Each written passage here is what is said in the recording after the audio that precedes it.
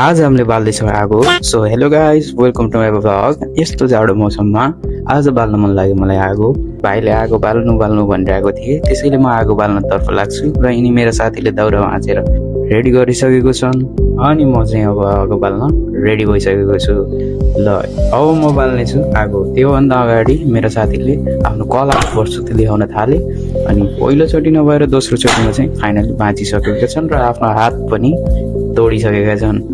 अनि त्यसपछि हाँस्दै म आगो बाल्नतर्फ लागेँ र आगो बालिसकेँ अनि मजाले आगो ताप्न थाल्यौँ। यस्तो चिसोमा आगो ताप्दा चाहिँ एकदमै तातो भइरहेको थियो। मलाई चाहिँ आगो ताप्दै थियौँ, एक्कासी भाइको चप्पल आगोमा खसेर चप्पलको हालत चाहिँ यस्तो भइसकेको छ गाइस। र अब भने म चाहिँ जान्छु भित्र। यदि भिडियो मन पर्यो भने guys like, subscribe and comment. Thank you so much for watching. Love you all.